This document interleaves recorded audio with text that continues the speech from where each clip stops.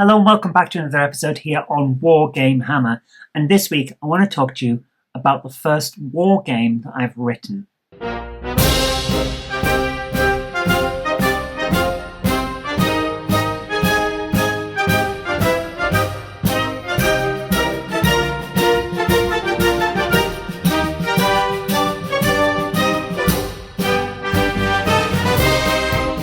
This is a free-to-play skirmish game, and the instructions, the rulebook, it's all linked down below. Free to download, have a go and see what you think about it. It's very much still in play testing though, so please do bear that in mind. I've already made some changes from when I announced it a couple of weeks ago now, I think it was, on the Wargame Hammers community post channel. So I've played through a few times and made some changes. A little bits extra added, and there's still some things like army lists to go in.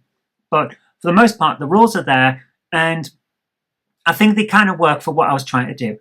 The idea was that I wanted to make it so that it was a game that was fast to play, but didn't just handle melee and shooting the way that several war games I've played in the past do. I understand why they do it, very easy to remember, but I wanted something a little bit different, a little bit that added a little bit of flavour to it, you know? So I've done that, and I'm still deciding whether it actually works. So I'd love to hear your thoughts on it.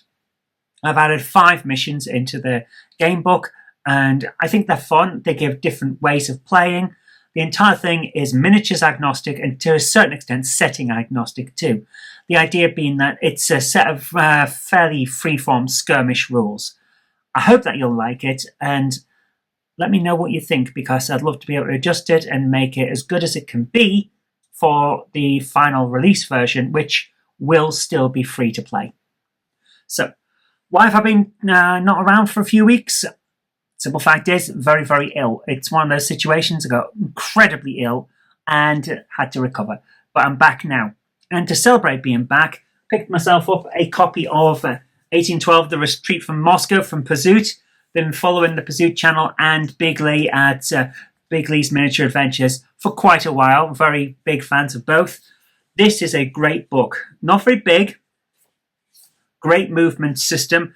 Great use of AI, so you can, well, pseudo AI, let's put it that way, so that you can play it yourself solo. And because I wanted to get the full experience of it, decided that I wanted to extend my beloved Napoleonic set. Picked up Black Powder Epic Battles, Waterloo Campaign. This is the Napoleon side. I will be picking up the British side at some point, because it's one of those things. I think I'm not unique in this by a long shot. I have friends who'll play war games but don't want to collect. Well, I do want to collect and I want to play. So I end up buying both sides of battles so that we can play. You might notice I've got different Warhammer stuff up here. These are Tyranids. Love my Tyranids. My other main army is Thousand Suns, but I also have an extensive Space Marine collection, because every Warhammer fan has Space Marines to just come. You get Space Marines out the wazoo in Warhammer. So I have that. Napoleonics, I end up with the British and the French and things like that. In my Hail Caesar set, I'm putting together Romans and British, although, to be honest with you, I'm kind of thinking of doing a Carthaginian army for that one. Why? Not because of Hannibal, although Hannibal is a big part of it, but actually no, Hannibal will be a huge part of it. What am I talking about? I want to do the Battle of Zama. For those of you who don't know, you probably know the Battle of Cannae, or Cannae, however you want to pronounce it.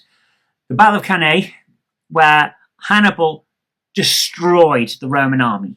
Well, at the Battle of Zama, Scipio Africanus and his Romans decimated Hannibal and defeated the Carthaginians once and for all in the end of the Second Punic Wars. Although it wasn't the final Punic War. So that was the battle that I really want to do for that one.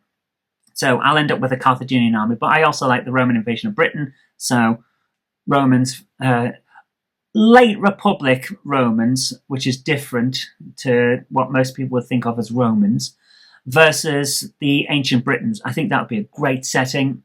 So end up with both sides for that as well. It's one of those things I collect because I want to play. My friends don't have the space to do that or the time to collect, which I perfectly understand. They're model train people. Their time and attention and cash to a certain extent goes on model trains. So I'm happy to accommodate, and then we end up playing in this room here, which is where I am camped out at the moment because it's too hot to get into my office. So that's a fun one, and I'll end up with both sides of that. But for the moment, adding to the French.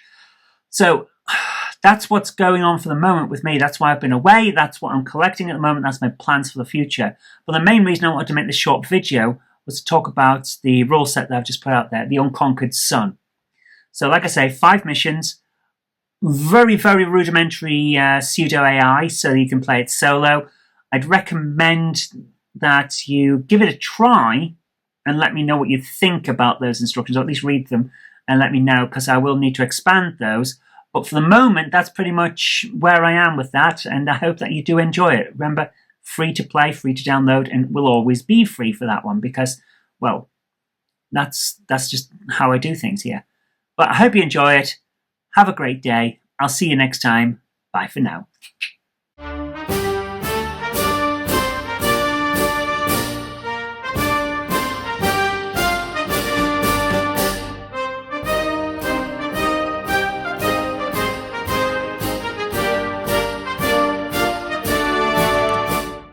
I look like I've got a massive scar across my face because of the weird shadow.